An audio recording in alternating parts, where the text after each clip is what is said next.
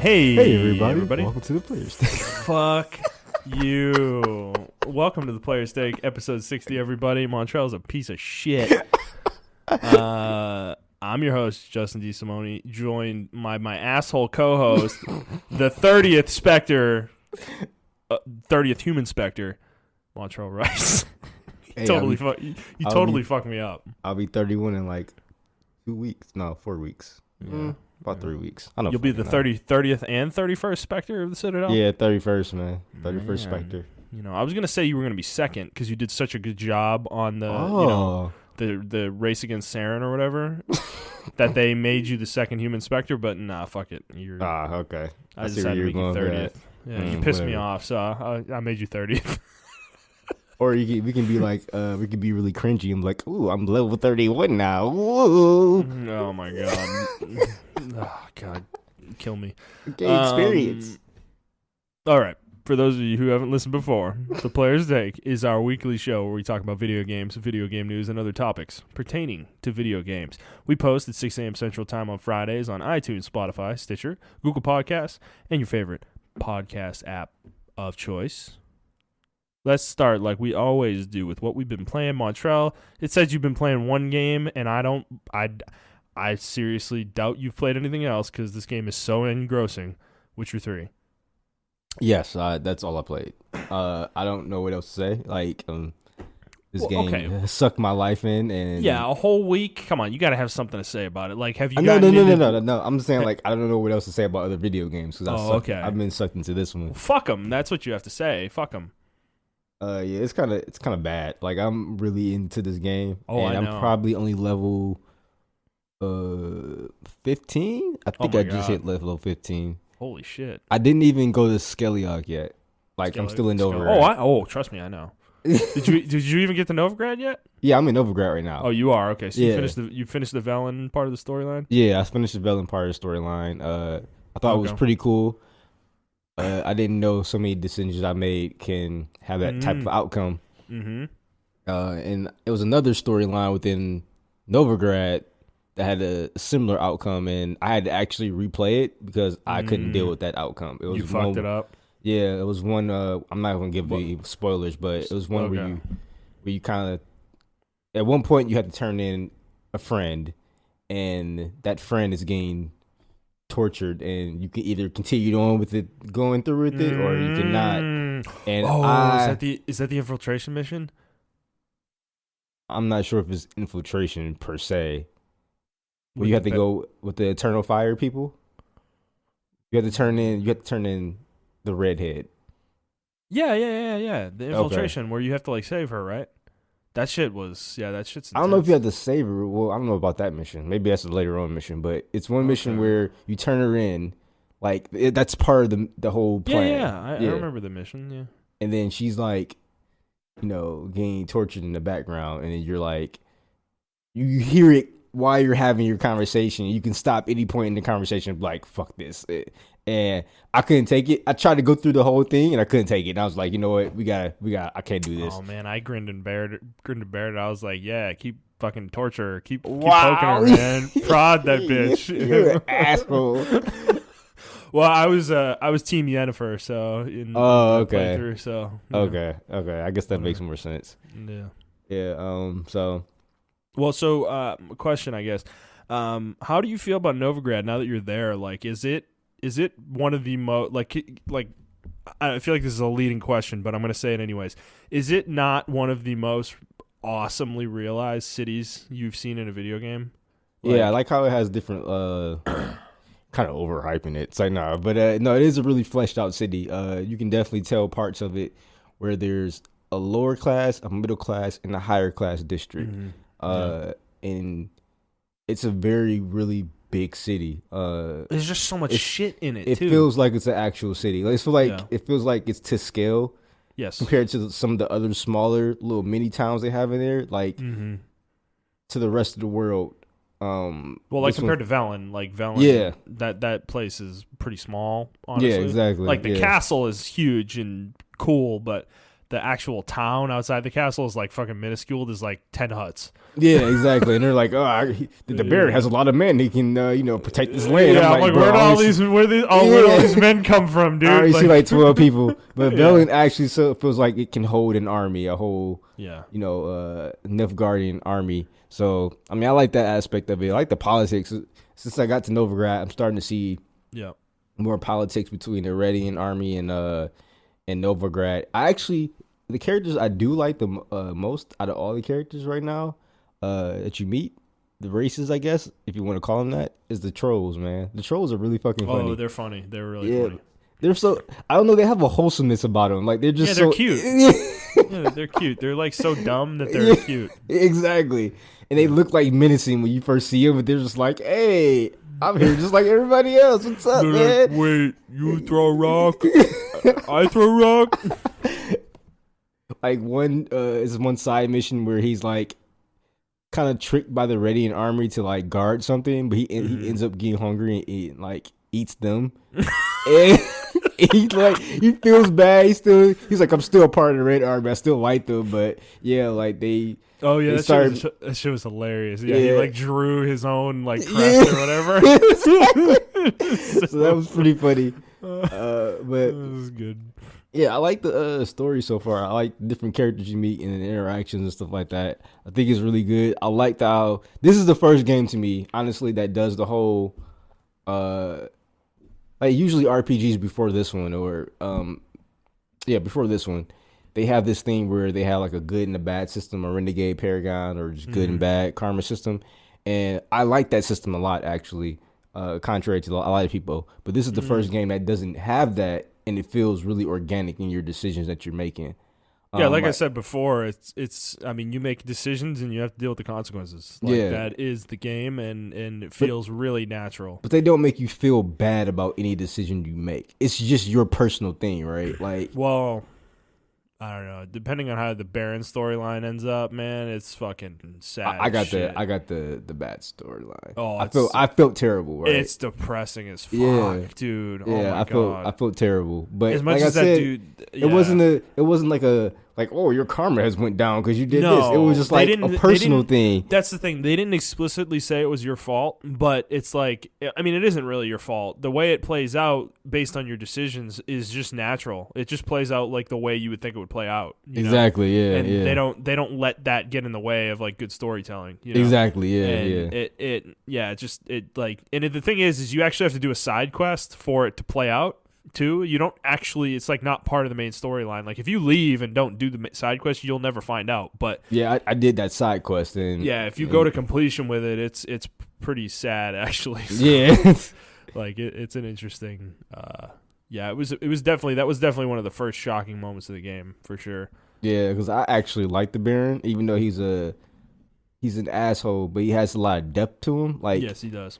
He acknowledges his fuck ups, and he acknowledges that, like, yeah, I fucked up, and I want to make everything right because I know I fucked up. Yeah, and I don't know, it was just a really cool storyline to see like a ruler like that. Like when you first meet him, he's all like, brash and like, I'm not every man's man, but he's a soldier, right? He's like, I drink and I, do shit and whatever. And then as you start to peel back the layers, you start to see that this guy is actually very involved with his family. He really cares about his family.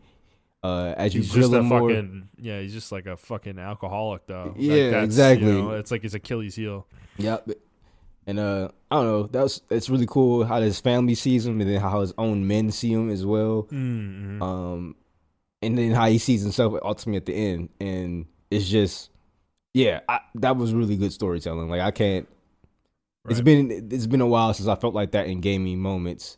Like the whole game's full of shit like that too. Yeah, it doesn't really stop. So yeah, and I feel like that with like I'm doing Trish's timeline and things of that nature and stuff like that, and I'm kind of feeling like that with hers. And the investigations that these quests lead you on to are really fucking cool. Like Yeah. they're really well told in a video game form where it's like, I mean, it takes you a while to figure out what's actually going on, it particularly in Velen and then Novigrad, because you're trying to piece together what Ciri was doing, as well as trying to understand what happened to the characters that live in these areas as well, like that kind of led up to specific moments. Yeah. And yeah, it's like really cool the way you kind of go through things. So and even like the little lighthearted moments, like I met the Godling inside the banker's house, and then I ended that storyline and everything of that nature. And I thought it was pretty cool. It was a pretty innocent ending. Now I was like, oh, this is an actual happy ending within this, just that little moment of happiness that those two characters got. Mm-hmm. Compared to like when I first met them and what happened and what the Godling was doing to that person. Mm-hmm. And I was like, in this sad world, like, it's just nice to meet that two people who actually just came together and like, you know what? We had this at the beginning, we were fucked up with each other, but we're okay now. And I thought that was pretty cool. So I don't know. I'm looking forward to more moments like this throughout the game. So, well, yeah, like some of the Novigrad stuff too. I just think the game overall, and I think this is true of the other two Witcher games as well, but they do like. I feel like there's no question that these games really feel like the stories being told feel like they fit in a fantasy novel. Yeah, yeah. Like you feel like you are kind of getting the like. I don't know. It just feels like the shit that happens in Lord of the Rings, or some of the better fantasy novels out there, like Shannara and stuff like that. Like that is that's what the Witcher games kind of make me feel like. I feel like I'm in those kind of worlds, that like the fantasy setting, and going along these amazing adventures with this character, that's not trying to get into these adventures, but just kind of happens to him, So there's some really there's some cool ass scenes later in Novigrad that are just some of the quests. Particularly, have you met Dijkstra yet? That sounds familiar. Yeah, I did meet Dijkstra, the kind of fat dude. He's such a funny character. I fucking love that dude so much, dude. He's such like the epitome of an asshole character is this character. I love it though. He's so good. Man, that's a good character, man. Yeah. So there's some cool stuff. There's a lot of cool stuff with him actually, and there's just so much content in the game. It's ridiculous. Yeah, I was planning. I actually wrote it down in one of my notes. I didn't bring it, but I wanted to talk about Dijkstra. But yeah, you just brought him up, so that was pretty cool because I really like that character. And yeah, I'm assuming I'm gonna have more moments with him throughout the game, just how we left off in our interactions. But yeah, he was a really cool character. He was just such an asshole, and stuff you say to him, be like, "Oh, you're not gonna say please." Look, you want me to say please or lick your asshole while I'm doing it or some shit like that? It's just like. I'm just like, this character is hilarious, man. He just really doesn't care. He really doesn't give a fuck. I love it. Yeah, and I think the cool thing is like there's three really distinct tones in the three different acts of the game. Because Velen's got that like really poor rural feel to it, and like exactly, kind of the front lines of the war and whatnot. And then Novigrad's kind of like the high scale, hoity-toity, kind of. Part of society, but also still has some like dark sides to it for sure. Then Skellige is like completely removed, and they're like almost like a Viking area. Like it's so different from Novigrad and Velen. Like it's just going to be a completely different experience. So that's what's really cool about the game is it's just like they're telling these stories, and it feels so natural. Like it doesn't feel like it sticks out. Yeah, because I'm doing like one quest now. With the other Witcher, I forgot his name. Shit. It's one of the other ones from the Wolf School, right? Yeah, he has the black hair. Shit, what's his name? I forget his name. He was in the first game. Okay. Yeah, and he's telling you how he met another Witcher and that Witcher died and stuff like that. And it's just really interesting because even though Geralt himself he does portray emotions and stuff like that, he still puts on, even that character too. Because I remember I read his bio, and he's just as good as Geralt, but he's not as well known. But in the bio, they let you know, like, yo, this Witcher is just as good as you. You can do everything just as good as you. His decision, like, they're two totally different people. And, like, throughout the entire series, everyone always says, like, Witchers have no emotions. They have no emotions and stuff like that. And then at some points where that works out to your advantage. Like, you can be like, you can negotiate for more money and things of that nature. Or you can... play to him like I do have emotions, and Geralt in his way. He doesn't get super emotional, and I like that. I like that about this game too, right? He never gets out of character, even when he shows emotion. Like it's not over dramatic. It's not. He's not like screaming, pounding the table kind of shit. Like he gets mad and he kind of just raises his voice a little bit, you know? Yeah, like, exactly. It's subtle. Yeah, and I love that about the game. I love how actually how even when the over the top characters, they're still subtle in their nature. But yeah, I'm looking forward to continuing playing it. I think my girlfriend's getting tired of this game though, so because every time I walk, a long way to go, bro. Yeah, I know, right? Oh man, yeah, you need to set her straight, man. You got a lot of hours left. I mean, if you want to do the DLC too, you're fucking. I know, right? The DLC is like you can't touch this until you're 34, and I'm like, dude, the DLC is probably another 80 hours. Are you serious? Both of them, yeah. The first one's like 20 to 30 hours, and the Toussaint one, the long one, the Blood and Wine one, I'm pretty sure that one's like 60 hours to fully complete. Jesus Christ. Yeah, they're insane over there at CD Projekt. Like, I don't understand how they got content out so fast for the fucking game, because all the DLC came out within a calendar year of the game coming out. That's crazy. It's bonkers. You know, clearly they were working on it before the game came out. Yeah, but still, that's still a crazy timeline. So very impressive. All right, that all you got for Witcher? Yeah, that's it. All right, I've been playing two things mainly. I platinumed Fell Seal over the weekend. Hey, that is round my of applause for you. If I had the applause button. That is my 13th platinum, and well deserved. I think this game was really good. I enjoyed it a lot. As I've said in the past. So if you like tactical games, give it a shot. The main thing I've been playing, so I had a few days off this past weekend. I had 5 days to kind of to myself, and it was a wonderful, wonderful weekend. It was full of football, chicken cutlets, and Mass Effect. Chicken cutlets. Hell yeah, dude. Oh my god, man. I made it myself. It was they're fucking delicious. But Mass Effect, the first one, the original game from 2008. How you like that? Completed it to its entirety over the weekend. Really? Yeah, man. The whole thing. So you're playing on PC or PC. So I tried. Yeah, as we know, I tried this game several months ago or a few months ago on PS3, and I just could not. I couldn't deal with the load times, dude. It was just out of control, and for good reason, because the second I started playing it on PC, dude, the game loads in a second on my computer. Like with the SSD, it is wild shit. So I played it with a few mods, some texture mods, some bug fix mods, and the game plays pretty well on PC. This is the platform, if you're going to play this game, I would really recommend you play it on. Okay. I think the console experience is fucking horrible in comparison.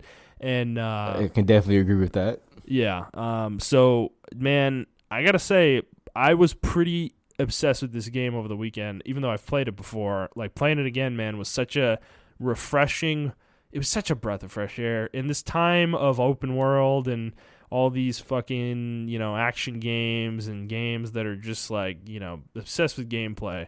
This was a story driven game that, it just tells a good story, Yeah. So to me, Mass Effect 1 is good. It holds up to certain degrees, and let's go through those degrees, I guess. So let's start with gameplay, because I think this is the part where most people say the game doesn't hold up. Yeah, and I will agree with that to an extent. The gameplay definitely is lacking. It doesn't feel like a shooter the way it's supposed to. Yeah. It's definitely much more of an RPG than anything, but I will say the gameplay is fine for what it does. I like it for what it is, man. It's fine. It gets the job done, and I think this is where I kind of get annoyed with the internet sometimes, where I think there's a lot of conversation out there about Mass Effect 1. Skip Mass Effect 1. Watch it on YouTube or whatever. And I disagree with that. I think this game is there's something to be said for playing this yourself. Yeah. Because if you're gonna watch it on YouTube, guess what? You're gonna get to see someone else make all the decisions. You're gonna get to see someone else go through all the combat sections, and you're gonna do things differently if you play it yourself. So I recommend playing this game. If you're gonna play it on PC. I think that's the only place you should play this game. And it's because I think on PC the game runs really smooth for the most part. I did have some weird crashing issues occasionally, but it was nothing crazy.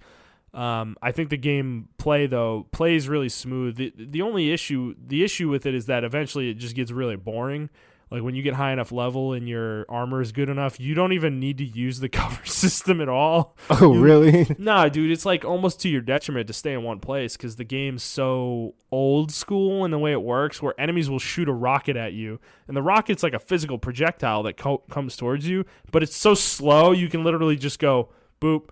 Like move to the right a little bit and you dodge the projectile, and it's like that's kind of how the game played. So it's like not even a benefit to sit in cover because your character's statically located and can't move really. Yeah. So I will say the game gets boring in that regard, particularly late game when you honestly nothing is more powerful than your weapons, frankly. Okay. I mean, I'm sure on higher difficulties this is different, but to me, like I was playing on normal, and honestly, I was just shooting things with my pistol at the end of the game. But the problem is the game just doesn't have good feedback when you shoot things. When you shoot things, nothing happens. The enemy doesn't move. Their body parts don't get blown off. There's no bonuses for hitting certain body zones or anything like that. Yeah. So it's like it's not a shooter in that regard, and that's the problem with it. Is it's just like it feels like one of those old first person, like I'm almost like a Skyrim or something like that. It feels like one of those old first person RPGs, but in a shooter. And it just doesn't feel good because shooters are supposed to feel a certain way, you know, with the feedback you get when you shoot things. It was definitely an RPG team making the shooter. You can tell. 100%. Yeah. But that doesn't take away from the rest of this game, you know? Oh, like, to me, I just think the story in this game is top-notch shit, man. It's crazy going back through it, like how much of it I forgot and how well done a lot of it is. The world, but I tell everyone when they talk about Mass Effect and things of that nature, I think to truly understand, because Mass Effect 2 is a masterpiece of its own merit. We'll talk about that in a second here. But Mass Effect 1 lays down the foundation, the world building, and Mass Effect 1 is one of the best I've ever seen in a video game. It's unbelievable. It is the perfect introduction to a franchise I think I've ever seen in terms of lore and in terms of storytelling, because they tell a story in this game, and I'm going to be honest, I'm going to spoil this game. If you don't want to hear any spoilers, I can't talk about this without talking specifics. So if you don't want to hear spoilers for Mass Effect, come back in a few minutes. But so like specifically for me, I just think the chase of Saren is such a perfect way to introduce this universe to us. Yeah. Because it's a small enough scale story where it does not feel ridiculous, the things you're doing, while at the same time gives you enough ways to interact with other races like the Asari and the Turians and the Solarians and all the other races that you end up interacting with in a way that makes sense because they're all involved in the storyline.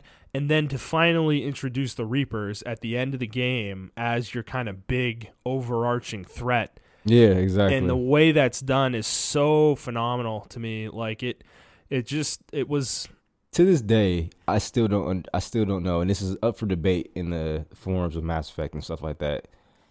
People still don't know if Saren was indoctrinated or he was really trying to help people out. He was really trying to prepare for this mass invasion, and we stopped it. And it's evidence on both sides that he was indoctrinated and he was just like trying to get the council. Coming off of Fresh, I think he was indoctrinated. You think he was indoctrinated? There's moments at the very end where because there's decisions you can make in the final confrontation with him where you can literally completely skip the boss battle with him initially, where you can convince him basically to kill himself. And that basically indicates to me that he wasn't in full control because he shoots himself in the head and he says, "Thank you, Shepard." You know, like, got you. You've saved him. So that's kind of my interpretation of it. But either way, I think the story works, though. Regardless of which direction you take it, it doesn't really matter what interpretation you have. And I think that's great writing. Like when when you have something like that where a constant discussion is constantly ongoing, even though you may say like, no, he was indoctrinated, but people are like, well, the evidence say that he could be this, and I just think that's really good storytelling. But continue.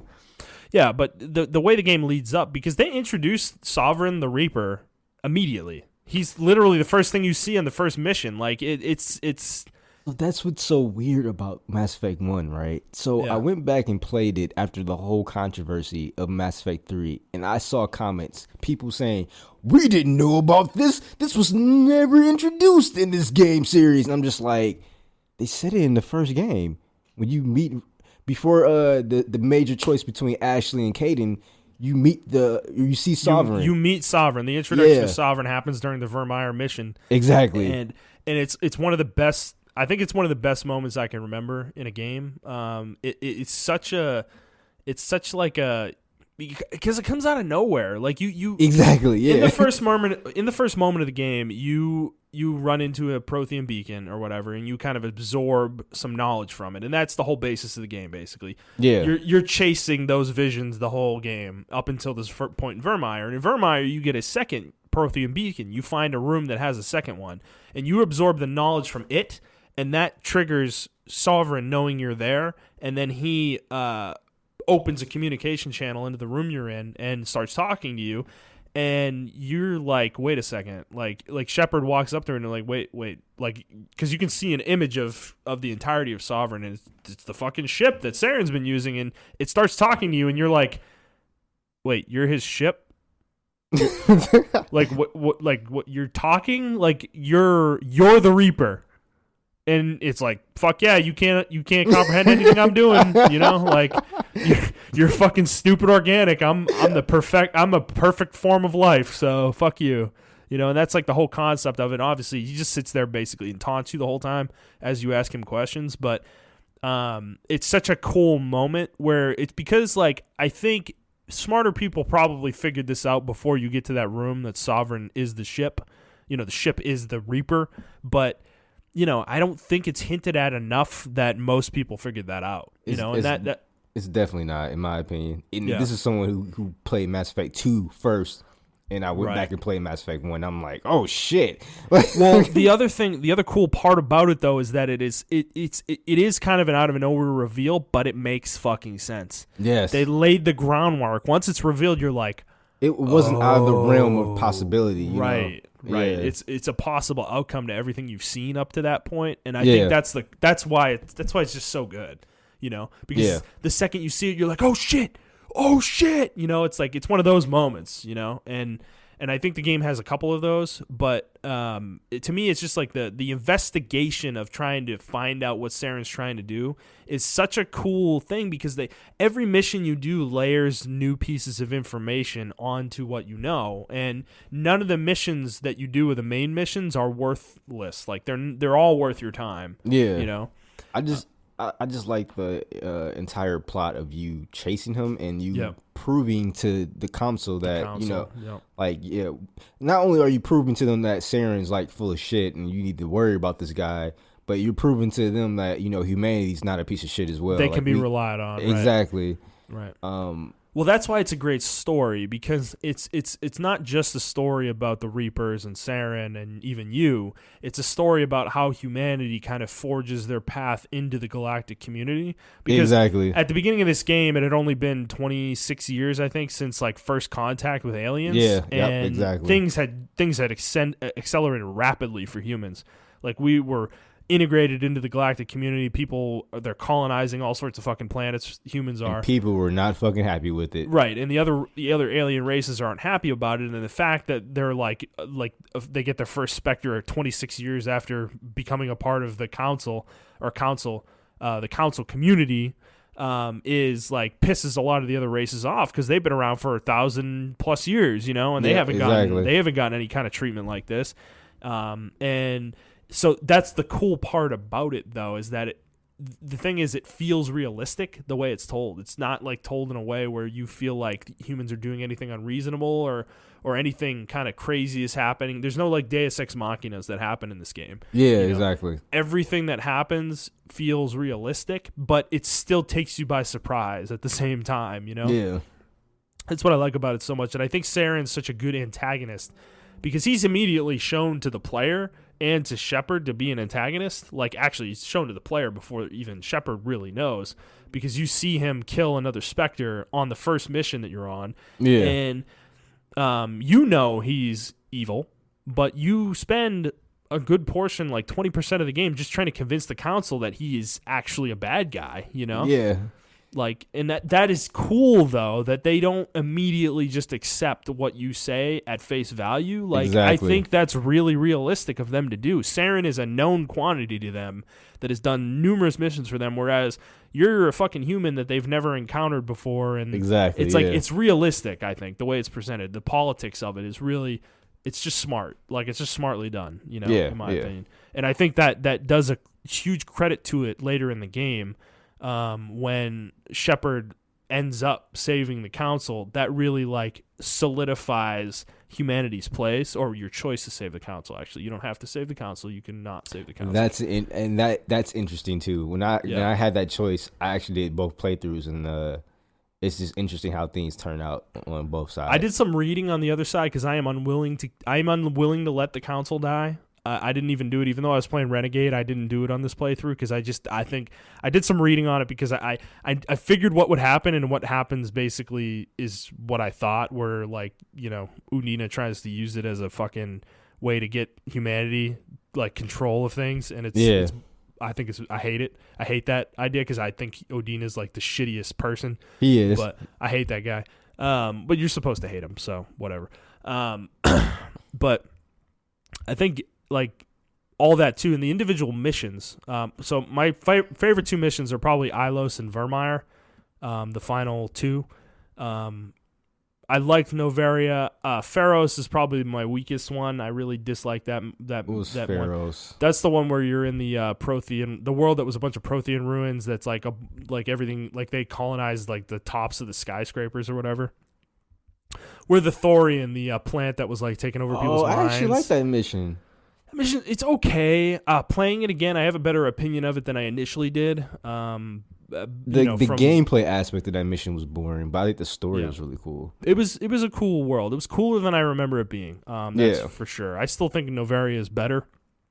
I like the atmosphere in that world a lot more. And I like the story with the Arachnite Queen and Benezia a lot more on that planet. Yeah. But Vermeer, though, is peak. It's peak Mass Effect. Well, it's the best mission in the game because you show up and it's a mission where the council had sent a special forces unit basically to spy on a facility that Saren had set up. They didn't know what it was for, but they were trying to figure it out. And you get there, and they like the reason you get sent there is because the special forces team lost communication and had sent out a distress signal, basically, but they didn't know how bad it was, so they just sent you. Yeah. Rather than sending like a whole fleet or whatever. So they just send you. You get there, and they're like, "Fuck, where's the fleet?" And they're like, "It's just us, you know. Fuck it." So they're like, "Fuck," and so. Basically, you and the team there come up with a plan to infiltrate the base and destroy it, essentially. And it's semi like a suicide mission, basically, like because what happens is the special forces team, they go and attack the front to distract the forces of the Geth so that you can go in the back and lay the bomb and blow the facility up, which, you know, means most of them are going to die. But there's two things that happen in this mission that are really cool. One is that they have a cure for the genophage, which is the virus that they infected the Krogan with way back in the day, like several hundred years ago. In order to make sure that the Krogan could not breed, they can't successfully have babies, like except for like 1 out of 1,000 or something like that. Actually, it's ridiculous. Yeah, you know, it's something ridiculous like that. They have a cure for the genophage, and Rex is a Krogan on your squad, and he's fucking pissed about it. He's like, "Why are we? I don't want to destroy this fucking facility. I want the fucking genophage cure. You know, I want to save my people or whatever." And not an unreasonable request, from his perspective. But I mentioned this before. There's a conversation tree with that where there's a lot of permutations of what can happen. Where you can end up killing him. Ashley can end up killing him. I think he can end up. You can end up saving him as well, and he joins you and fights along with you. And it's not as complicated of a conversation tree as I thought it was, as I remember it being, but still, the level of it's a huge decision point in the game because Rex living or dying is a huge moment. Like it's very, very important to the plot, particularly for Mass Effect 2.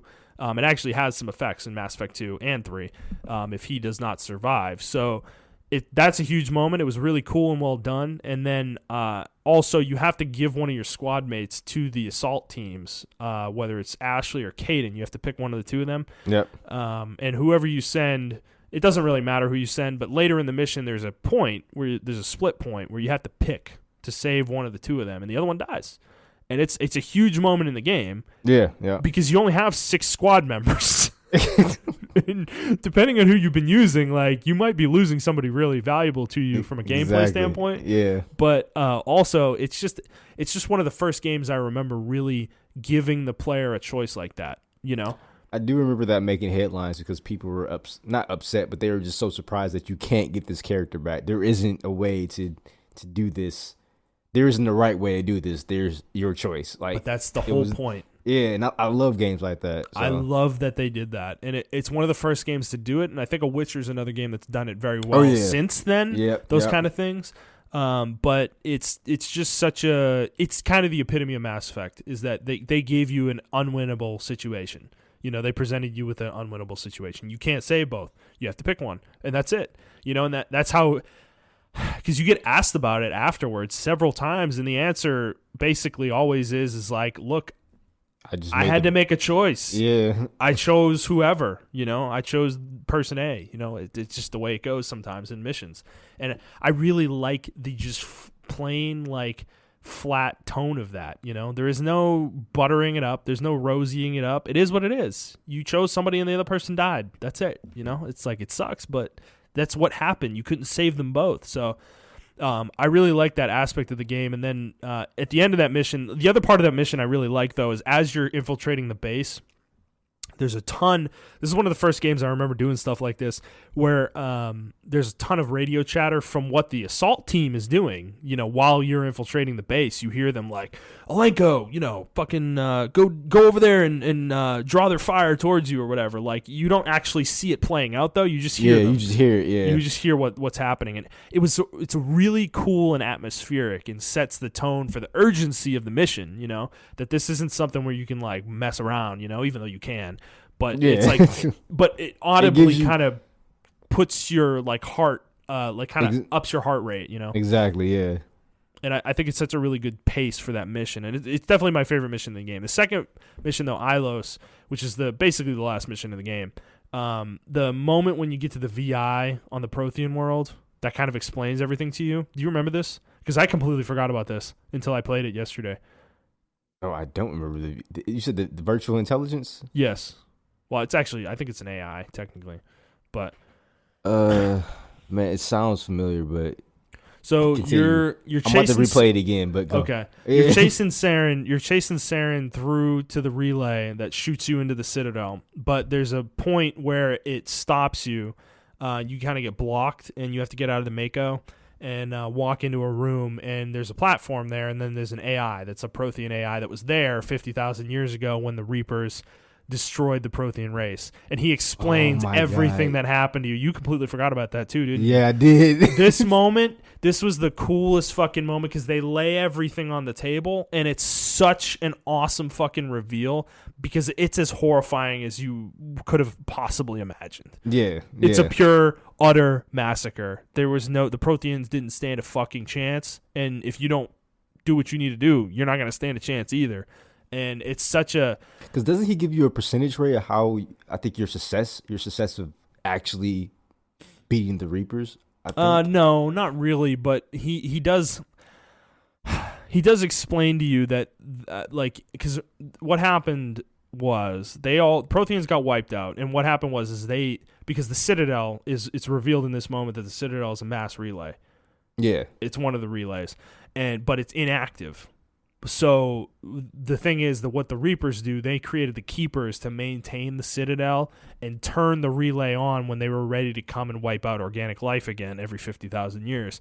Wow, I didn't know that. So what they did is they sent the signal. One of the Reapers sent the signal to the Keepers and turned the relay on, and all the Reapers came through and completely obliterated the entirety of the Prothean fleet and cut them off from all their worlds. They controlled the relay, that connected to the Citadel, all the relays that connected to the Citadel, and fucked everything up. So all the Prothean worlds were completely cut off from each other. They couldn't communicate. They couldn't fucking go to each other. So they were dead before they even started. Like, before they even realized they were under attack, they had already lost the war against the Reapers.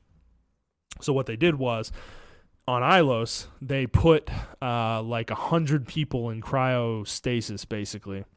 Oh, okay. Now all this is coming back to me. It's starting to come back to you, right? They put 100 people in cryostasis basically in order to outlive the Reapers, destroying everything and waiting for them to leave. It took like 400, 500 years before they had wiped out the entirety of the Prothean race, and then they went back through the Citadel relay, turned the relay off, and they were gone. And at that point, the station had lost enough power. They had to kind of turn some of the stasis chambers off. There were only like 12 people left. Like they turned it off one by one. Yeah, I right. They turned it back on, and those 12 developed. They changed the code that was on the Citadel that told the keepers to turn the relay on. They changed it so that it like when the Reapers indicated that they needed the Citadel turned on, like the relay on the Citadel turned on, it wouldn't work. And that's exactly what happened in this game. Is Sovereign tried to do that. He tried to turn it on, it didn't work. And he's spent however long he spent, 100 years, like 100 years, 200 years, 300 years, who knows, trying to basically figure out what the fuck happened, why the relay didn't turn on, and like why did the Citadel didn't turn back into a relay. And like what he was gonna do about that. And he eventually used Saren. Saren was like his final agent, I guess, that he used in order to finalize his plan.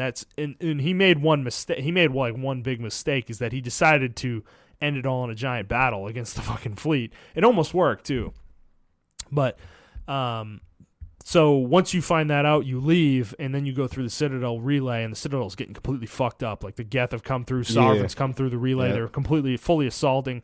Saren's in the Citadel tower trying to run the code in order to turn the relay back on, and you stop him like right at the last second before he does it. And that's why it's such an awesome climax to the game, though. Like, this whole section of time, because you realize, like, holy shit, how close they are to actually, like, turning it on and fucking ending everything. Because if the Reapers had gotten through at that moment, it's over. You know? The war would have been over at that point, you know? That makes a lot more sense now, because I was wondering why he just didn't fucking come through. Now that makes a lot more sense. The Protheans were smart enough to know what was happening and actually developed a plan in order to try and stop them in the next cycle. Not for theirs. They knew they were done. Like, they accepted their fate, that they were dead. But, you know, that was some fucking good ass writing. Holy shit. Isn't it though? Like, that's the thing about Mass Effect 1. It's like, I hate it when people talk about this franchise and they always like put Mass Effect 1 as like a footnote. It's the fucking best story, in my opinion, in the trilogy. Yeah. Like, and when you actually, like, I want to talk about Mass Effect 2 here a little bit, because I started playing it again last night after I finished Mass Effect 1. I'm jumping right into it. All right, go for it. The thing is, like, I think when you put the three games next to each other and you presented all three plot synopses to somebody like who doesn't know anything about Mass Effect. Mass Effect 2 is the game that has the worst story. If you just take it from like an overarching plot, it like completely sticks out and just doesn't make any sense. Because Mass Effect 1 is like an introduction to everything, introduction to the universe, introduction to the Reapers, the threat they pose, the chase against Saren, all that shit. And then Mass Effect 2 is like an intermission where like nothing happens, basically. Where they like make up a villain, the Collectors, and I mean, I'm going into spoilers here. But they make up a fucking villain, the Collectors, and they like the Reapers are not even involved in the game at all. And like Shepard fucking dies at the very beginning of the game, and 2 years pass before you're resurrected or whatever the fuck. So 3 years pass. You have to work with the Cerberus with network. Cerberus, yeah. 3 years pass between the end of Mass Effect 1 and the beginning of Mass Effect 2. And you fucking, like, nothing you do in this game really matters in the grand scheme of things. Like, when you really think about it, as great as this game is, as great as Mass Effect 2 is, and I'm not denying that whatsoever, but when you look at it from an overarching narrative perspective, it's just, the game just kind of is weird. It just sticks out to me. Because Mass Effect 3 is a really natural conclusion to the franchise. Yeah. Where you're, like, fighting the war against the Reapers. But the thing is with Mass Effect 2 is, like, the Reapers literally, I don't even think they make an appearance in the game, not from my memory. Well, I took it as the way Mass Effect 2 ended, or Mass Effect 1 rather ended. Yeah. I took it as the world didn't see it, or the universe rather didn't see it as a threat. And I feel like Shepard throughout the entirety of the thing, he didn't see it as a threat either. And then that obviously he dies at the beginning of the game, so we're not spoiling that. Yeah. And then like he gets word from the elusive man that the Reapers are coming back. Like, that's not what happens. Shepard knows. No, so Shepard knows this whole time. Like, I'm playing Fem Shep, so she knows that they're coming and knows that they're not going to be stopped until they come and destroy everything. And what happens is they go out to 2 missions. Shepard ends up getting killed because the Normandy gets attacked by the Collectors. And once Shepard dies, 2 years pass before she's brought back. And the Council during that time uses her death basically as a way to kind of brush the Reaper incident under the rug and be like, whatever, it's not that big of a deal. Shepard wakes up and immediately is like, what the fuck are we doing about the Reapers? Like, what the fuck? what am I doing here? Who are you people? Why am I fucking working with Cerberus right now? We're the Ku Klux humans. Yeah, I mean, Cerberus. Basically. and the elusive man is like, yo, okay, calm down, Shepard. Calm down. The Council thinks they don't give a shit about the Reapers. They think the Reapers aren't a threat anymore. I know better. You know better. So we're going to fucking stop the Reapers. And that's like the plot of the second game. But that's the thing about this is the worst piece of writing, in my opinion, of the series, is that they literally just wrote the Council into stupidity in order to have the second game happen. Like, it's like it feels like the weirdest fucking like intermission in the franchise because it just doesn't like fit when you really think about it. It just really sticks out to me. It's like a fun little joyride game, you know? I can counter that. It's politics, and politicians are stupid. Understood. And they are. I mean, we see it now. People are short-sighted in what goals they have in mind and things of that nature. Like, we all know. Like, I'm not trying to be a political podcast or whatever, but we all know about like the whole conversation behind climate change, right? Right. Like, that's a serious topic that has a lot of people, including myself, like whether I'm going to have kids or not, because I don't want them to inherit this stupid world that is going to eventually burn up or whatever, or they have to do a lot of cleaning up and stuff. We're all going to melt. Yeah, exactly, or whatever happens with climate change, and they're going to have to deal with those consequences. But no one wants to deal with it right now, and I feel like the console is that, right? They're doing the same thing with. They're doing the same thing. They don't really feel like it's not my lifetime, so I don't really care. Or in some cases, there is their lifetime, which is stupid. Which is stupid about it, though, is the stupid part about it is that's why it's so dumb to me. Is that like they're so short sighted that like because the Asari live hundreds of years. So the Reapers are going to show up before you die, and they're going to kill you and everyone else. And so I don't know. I just like I was thinking about that a lot. I mean, maybe my feelings will change as I play Mass Effect 2 again.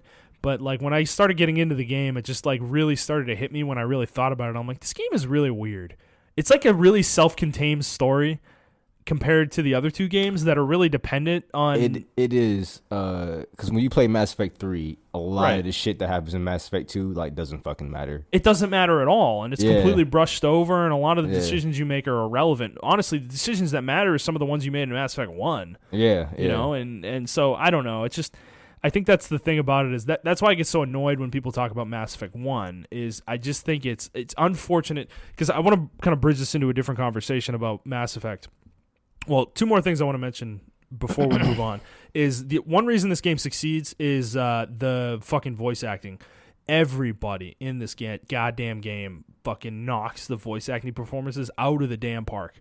Like the voice actor and the voice actress for Shepard, for male and female Shepard, are phenomenal. They're perfect for the role. They have the perfect inflection, tone, just everything. You know, the internet would disagree with you. The internet thinks male Shepard is terrible, and they love female Shepard. Are you fucking kidding me? I'm dead ass serious. If you look at the statistics, because I remember when Mass Effect 3 first came out, and a lot of people had their first playthroughs. A lot of people did do the first female Shep.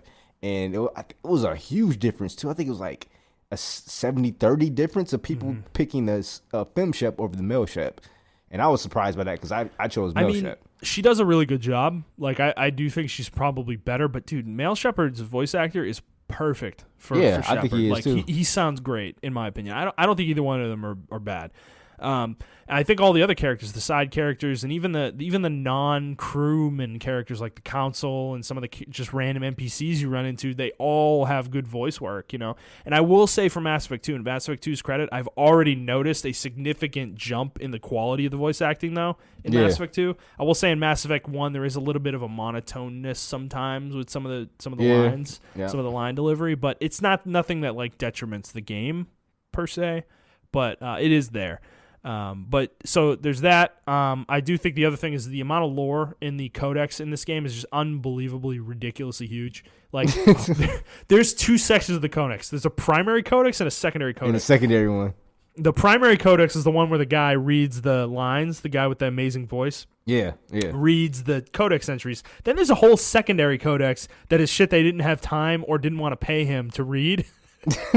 And there's probably twice as many entries in there for that than compared to the primary. It's fucking insanity. Yeah. It's like a whole book that you can read just in the fucking menu of the game, and it tells you all this lore about this universe, and it's such a great. It's so goddamn good. One more thing, I can't stop. There's nothing in games that compares to me to the galaxy map. Running around the galaxy map and just listening to that music while you're reading planet bios. Yeah, it's just so relaxing. Well, even the planet bios, man, like they're so bro, like some of those worlds I want to play. Like I wish they had DLC for. I wish you could go to them. Yeah, the history behind the worlds, and then some of the worlds like they're currently at war. They have their own self-contained wars and stuff like that. Dude, there's literally a planet. There's a couple planets where there's like. One like it's two planets like rotating around each other so close that they're considered one planet basically. That's how close to each other they are, and it's such cool sci-fi. That's the other thing with this series is like they tell sci-fi. It feels realistic. It doesn't feel like. I think they had to have like a physics. They must have had some sort of science. Some of these worlds, man, like the stuff that they mentioned in there, it's like, yo, I can totally see this being a real world. Right. Like, well, they give you a breakdown of what elements are in the atmosphere and on the planet's surface on every single planet, and then they tell you how many rotations, like, or how long its orbit around the star is, how long of a day there is, so like what the orbit is, how many hours, like Earth hours it is. They tell you how much mass the planet has. How long a diameter it has, it's all sorts of, it's just completely random statistics that are completely like worthless in the grand scheme of things. So much depth to the world, man. But dude, it just makes it feel so immersive. You know, you feel like you're Shepard reading it off of his own like his own. I don't know, like he would if you were in this world. You know. Yeah. I understand, like, just getting to one of your points earlier. I understand, like, this was an intermission, but. Honestly, I kind of felt the intermission was needed because we got Mass Effect 2. Yeah, I don't disagree. We got to learn a lot about stuff without the urgency, right? There wasn't huge urgency. We learned about the underworld of Mass Effect. We learned about the not only the underworld but the blue collar side, the gangs and stuff like that. We learned about all that. Well, shit. Cerberus too. We learned a lot about Cerberus, which actually is really beneficial, I think, to the game. Yeah, exactly, and it just adds a lot more depth and nuance to it, which I feel like we wouldn't have got if it went straight from Mass Effect 1 to Mass Effect 3, if that makes any sense.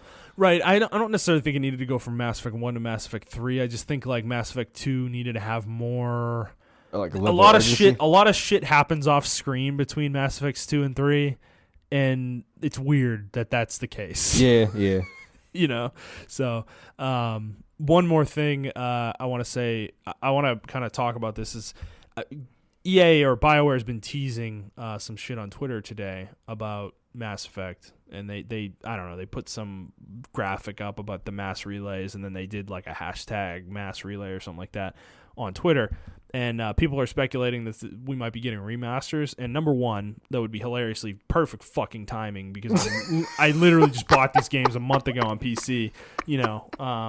And the second thing, though, is playing through Mass Effect 1 again made me realize how much this game needs a remake. Like, I just wish they would remake it. I know it's never going to happen, but I wish this game was brought up to par from a gameplay standard with Mass Effects 2 and 3, because I think if they did that, this game would be recognized the way it should be, you know? You're right. Unfortunately, it would never be that way, unfortunately, unless they just so happen to get the money for it and they just want to do a remaster of it. Well, a remake, not a remaster. I think a remake. Remaster is pretty likely. Actually, I meant to say a remake. I'm sorry, but yeah, because I'm on the same boat as you. Even in our past conversations, I tend to. I was tending to be hesitant about saying like skip Mass Effect 1 and just do the graphic novel comic, because man, when I played Mass Effect 1, even though I will admit I hated it when I first played it, but that's because I think I played as the wrong class. I played as a soldier class, and that's a typical third person shooter play as class. Vanguard. Play as Vanguard. I played my second playthrough. I played as a Sentinel, Sentinel, or Adept. Or was it an Adept? Or it was a. So I played as Vanguard, which is half Adept, half soldier. Okay, I played as an Adept. Which is pure biotic powers. Biotic powers, yeah. Yeah, that's Adept. Yeah. And I fucking fell in love with it because it was really RPG-ish for me. I'm like a fucking mage. Like a space mage. Yeah, no, it is cool, and I like the fact that there's like dual classes too. It's really cool. But yeah, I was a huge defender of this game because I'm like, even I was telling one of my best friends, I'm like, he loves Mass Effect because he put me on Mass Effect. And he loves it too, but he always told people to skip Mass Effect 1. I'm like, no. I disagree. You have to play Mass Effect 1. You're robbing people of an experience. Because if you go play Mass Effect 2 and 3 first and then go back to play 1, you're not going to be able to do it probably. And I think that's a disservice to yourself. Oh, I just think the number one thing for Mass Effect, even if you don't like the story, the gameplay, is the world building. The way the Citadel is fleshed out, how big it is in Mass Effect 1 compared to the other Mass Effects. It's like, I don't know. You just hear people chattering, and it's just so immersive, the world building in that game. And I don't know, man. That's one of my favorite games from like a story perspective. I think Mass Effect 1 like set the tone for the entire series, like you said, and nothing can be compared to that. Maybe The Witcher can compare to that, but I don't even think that's true, though. I think The Witcher 3, maybe. Yeah, The Witcher 3, maybe. That's what I'm saying. Maybe, but that's like the only game I can think of. Witcher 1 and 2 aren't even close. Yeah, and that's why I get so upset, because a lot of people don't even mention Mass Effect in these type of conversations, right? Which is absurd. I don't even hear people mention it. Like, as far as world building games, people bring up like, Final Fantasy VII, or bring up The Witcher 3. Oh my god! Well, I'm just saying. I understand. Yeah, I know what you're saying, but the idea of Final Fantasy VII a better world building than Mass Effect. Are you fucking kidding me? Yeah, they bring up like Overwatch or something like that, because a lot of people are really interested in the world of Overwatch and things of that nature. And I understand too that these are two different genres. A lot of people bring up Kingdom Hearts. And these are two different styles of games. Like, this is a Western game, and Kingdom Hearts is more of an Eastern style, or not Eastern, but like an anime style game. And a lot of people gravitate more towards that. But I just feel like a lot of people are doing themselves a disservice when they don't try that game. They don't try Mass Effect, because it is a good story. You don't even have to like sci-fi. Like, look at me. I don't even like medieval high fantasy, even though Witcher's not high fantasy. I don't like fantasy like that in general. But I love The Witcher because the stories it tells, how immersive the world is. Because that's really, because I know a lot of people that argue that with sci-fi too. They're like, oh, it's just unbelievable. I can't believe all this stuff that's happening. The thing, though, Mass Effect tells it puts sci-fi in such a believable realm. Yeah. Which is why it's so successful to me, I think. Yeah, because like, what if we did make it to the edge of the galaxy and we just saw this random ass relay out there, like, what the fuck is that? And we go through it. I just love the idea. I love the idea that we find the relay, we turn it on, and the fucking Turians are on the other end of it, and they are like, what the fuck? And they fucking destroy the shit out of us. And it's such a. But the thing is, we don't discover it until like 200 years into the future, right? It's like 2022 or something like. No, 150 years. It was like 2156, I think. Yeah, so we don't even have the technology we had today. We were way in the, so that's believable to me. Way like, advanced, right? Yeah, we're way advanced, and that's believable to me. I'm like, okay, it's not like they discovered it in 2007 and just got boosted up. It's like, no, we're like in 2150, and we go through the thing, and that's realistic. We encounter another race, and we know how we are with our own selves. We're gonna fight them. Like, oh, fuck this. Like, we don't know who you are. Right. Like, that's the just... Turians were probably the worst race we could have run into, too. Yeah, exactly. They're like, who are you, motherfucker? And we're like, we're the humans, motherfucker. And they're like, sit down, bitch. They're essentially us, right? Like, basically. Like, I think... Yeah, the Turian humans are like a very they're fun. They're a fun combination. I like the Turians a lot. They're fucking. I mean, they're like the militaristic race, but they're like reasonable. Yeah, exactly. Yeah, they're not as like crazy as the Krogan are. So, but I just think it's in terms of sci-fi, it's one of the best sci-fi universes that I've ever experienced. It's one of my favorite ones. It is. I tell anyone who's like into like Star Trek or anything like that, not really Star Wars, but it does combine elements with the biotics to me of Star Wars, but makes it believable. Yeah, so you can't do space magic, but it's like, this is why. But to me, I get really, really, really, really good Star Trek vibe from this. Like, you can tell the writers love Star Trek. They're like, hey, man, let's just make our own universe. Yep. This is so much more Star Trek than, Star Wars for sure.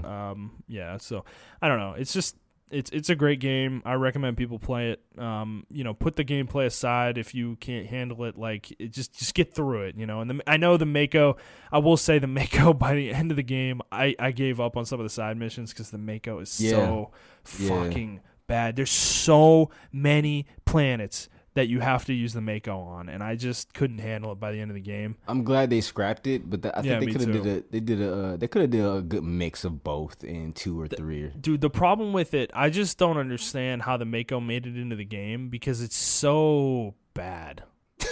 It really is just so bad. It's so bad compared to the rest of the game. It's like, because, dude, the environments are literally just like a fucking, like, if I just went into Unity. I was just about to say that. I was in the game engine and I recreated one of the worlds in Mass Effect for school. And it's so simple. Like, all you have to do is like adjust a couple sliders in Unreal.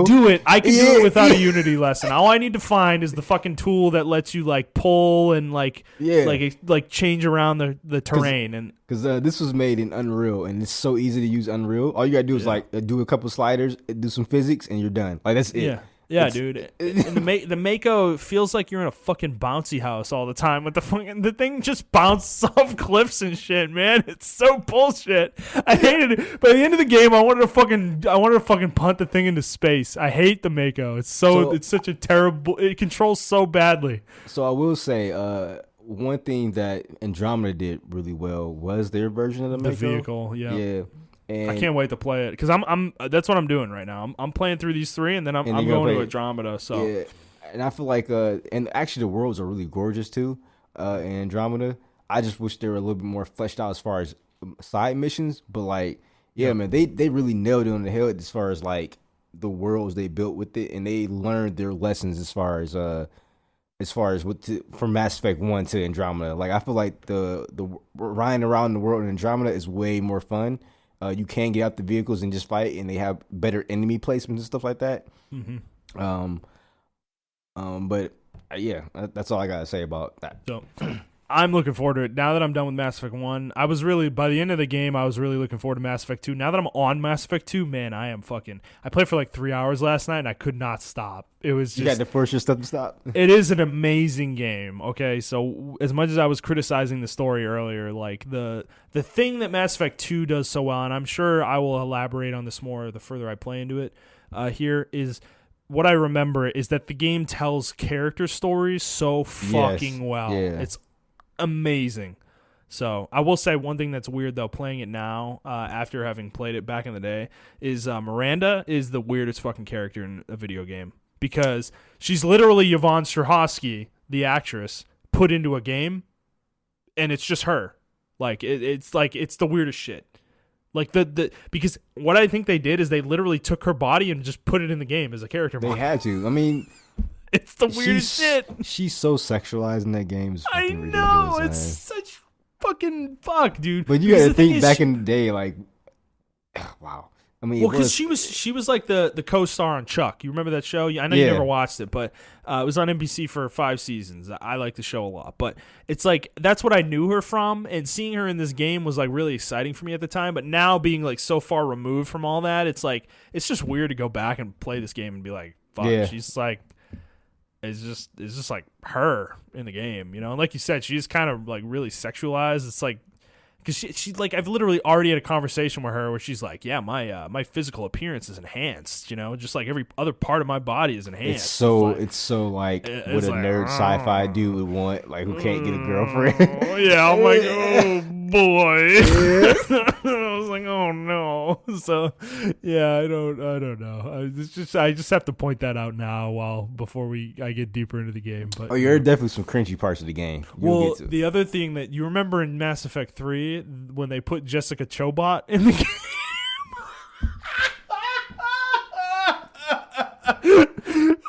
The weirdest thing to ever happen in a video game. I remember people talking about that, and that was weird.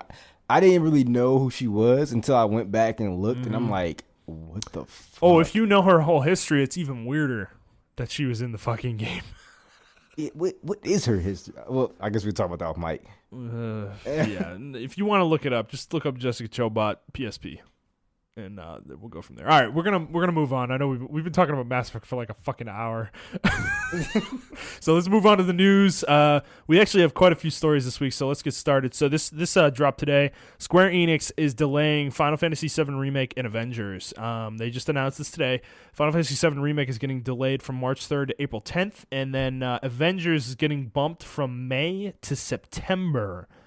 Final Fantasy VII Remake is getting delayed for, quote, extra polish, and it's the same kind of thing for Crystal Dynamics and the Avengers. So 2 games getting delayed. I will say when I first saw this today, I was kind of excited. I was like, oh, cool, yeah, this will give me more time to play through Mass Effect. And then I saw the new date of April 10th, and I was like, fuck, this couldn't have been a worse date, dude. This is literally 7 days after Mass Effect 3 Remake, or not Mass Effect, Resident Evil 3 Remake is coming out, and then 6 days before Cyberpunk. I'm sorry, I googled Jessica Chobot PSP, and I'm disgusted. Anyway, but anyway, I'm sorry I put that out there, everybody. But yeah, I am upset about. I'm not upset about it. It's the worst. It's literally the worst date they could. It is the worst date. I'm glad that they're getting more time to polish the game out or whatever they need to do with it. But holy shit, I'm going to be broke in April. Well, this puts like Neo 2 at the forefront. It's the first game basically that I'm going to play now this year, like new game essentially. And I don't know. Have time to play other games, man. Well, that's what I'm saying. I think like depending on how far into that game I get, I don't know if I'm going to be playing this right away because Cyberpunk's 6 days later, and I am playing that day one probably. Like that is my plan. So, well, for me, like it goes Resident Evil, Final Fantasy VII, and then I know. Oh my god, Cyberpunk, and it's ridiculous. Yeah. So I don't know, man. What about Avengers? Do you care about Avengers at all? No. Okay, let's move on. I forgot about that shit. I know. It's supposed to be coming in May, dude. No one's talking about this game. Nobody cared. It was funny. This was like jointly announced at the same time, and literally no one is talking about the Avengers. Like everyone's like, "Oh, man, or Final Fantasy VII. Oh no!" Like I haven't seen anyone talk about Avengers. It looks like Frosted Flakes, but it's like, no, so no, like okay, so you know how you go to the store and you get Fruit Loops, and then right next to it is Fruit Rings. Like this is what they look like. They're Fruit Ring Avengers. So they're oh no! They just avenge. That's the team name. We're just avenge. Yeah, they're avenge. They're the avenge game. The avenge game. Oh my gosh. Well, so Final Fantasy VII Remake coming a little later, only a month. Do you think this game could get delayed again? Because I kind of do. Yeah, a month is not a long time. I think it's going to get delayed to the summertime where they have an open window. Oh, do you think they'll do that though? That just seems like I think I think they were really deliberate and only pushing it a month because they don't want to push it to summer. Like I think they really want to avoid that. When is E3 season? Like June? Early June. Yeah. Yeah, they probably push it back one more month in May. I don't think there's any huge releases in May that I can think of on top of my head. Last of Us 2, but that's at the very end of the month.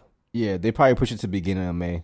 Okay. I can see them doing that because I can see that too. Someone's probably going to get in the air this weekend and be like, "Hey, Cyberpunk comes out next week."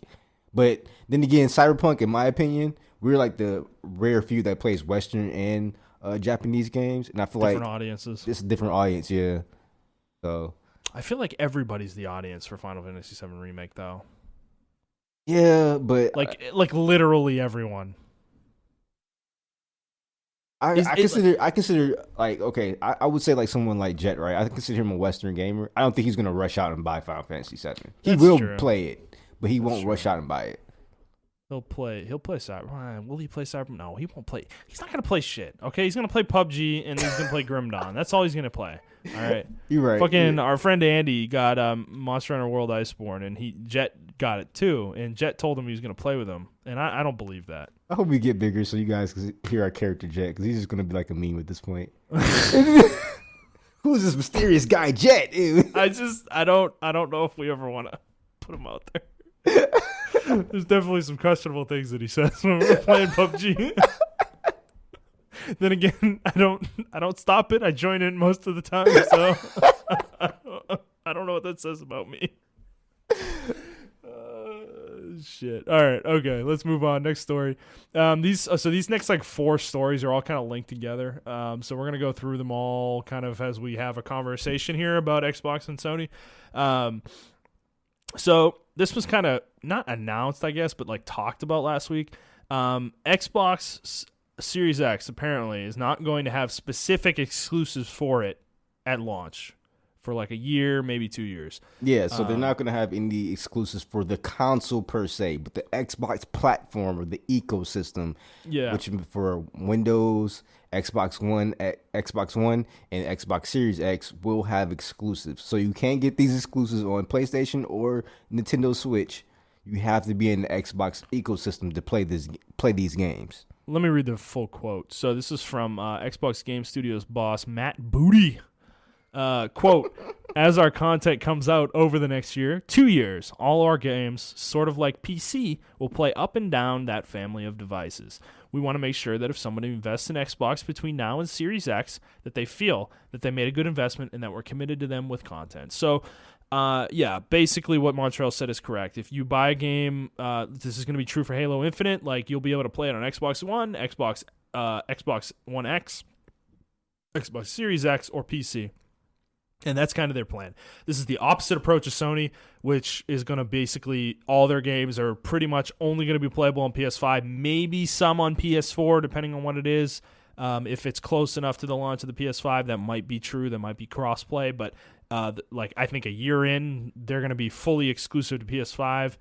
No questions asked there. I doubt very many of their games will be coming to PC. So it's 2 different approaches from these companies, which is an interesting divergence. I think a lot of this has, of course, become a great, like, because Microsoft's just a punching bag for the gamers at this point, where everybody's bagging on them for this statement, like this is some fucking Sony won. Like Sony already won the next fucking generation. I mean, you can all just go fuck off, because I say this every time we talk about Microsoft. I'm so sick of this opinion. Like, they're doing something different, because you know what? There's a kernel in this quote that is really important, that I think is something that might actually impact Sony in the next few months here, is that, quote, we want to make sure if someone invests in Xbox between now and the Series X that they feel like they made a good investment, meaning they want to make it so that people don't feel like they're wasting their fucking money on a device that's not going to get any games for it in the next year.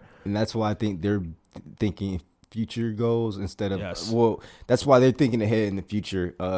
They're building an ecosystem, not one. They're not trying to rely on a single device. And I thought it was an actual good idea, and I'm like, oh, this is a really good idea. So now I don't feel bad if I if I have an Xbox One S, which I do. I don't feel bad if I want to upgrade to Xbox One X. I'm like, well, I can still upgrade to a One X and not feel bad and still play the same games as the Xbox Series X or whatever. Or I can just wait, which I'm probably just going to do anyway. But people who are buying these games on Black Friday and things of that nature, they won't feel bad either. They won't be feel left behind. So you can still get some of the people who are less fortunate, who can't buy stuff as soon as it comes out. They won't feel left out. So I think this is a really great way to get all types of gamers into your ecosystem. Right. And on top of that, you got the Xbox Live. You got the Xbox Game Pass, which is only like $10 a month. Like that's super affordable. So. Right. And the games are going to be backwards compatible too. Exactly. So I I do see the negatives behind this because people can say like, well, I'm not going to upgrade. You won't get your hardcore people, or you won't convince people who are already on the PlayStation side to come to Xbox, if that makes any sense. Counterpoint to that, though, is what I think is going to happen here, and this should be obvious to people, is that they're going to make their games much more like a PC game because they're also going to make it on PC. So guess what? There's going to be degrees of graphical fidelity on each device. Like on Xbox One S, it's going to run like shit. On Xbox One X, it's going to run a little bit better. And on Xbox Series S, it's going to look fucking amazing. Is that not obvious to people? You think you're going to get the same fucking like graphical looking game on all three devices? That is not what they're saying at all. Yeah. That's not what they're saying at all. You're making a lot of assumptions there. Yeah. Like, that's obvious to me. Of course they're going to make the version on the Series X look as good as it possibly can. Exactly. Halo Infinite is going to look fucking amazing on that console. Like, you're kidding yourself if you think that's not true, you know? So, developers have been doing this for 30 years with PC. Like, graphics sliders are a thing. They've always been a thing. Yeah. There's no reason why they can't just shift to console. There's no reason why that can't be the case. So, they're already doing it with the X versus the S anyways. You know? I will say, like, I'm not looking forward to this new console generation as far as the gamer side of things, because the wars are already started. I thought we were over it. I really thought we were over it. We're not. And it's I don't coming understand back. it. It's coming back. Like, I just from that one article, I didn't like how the media was covering either. Like portraying it. Like, yeah, it was very disingenuous. Some of the people that are posting like, oh, I won't have any exclusives, and it's just like. Yeah, the clickbaitness on that with YouTube in particular, I was seeing that all over YouTube, dude. Like, they didn't say they're not going to have exclusives. That's such a clickbait bunch of bullshit. Yeah. You know, you're misrepresenting the quote, you know?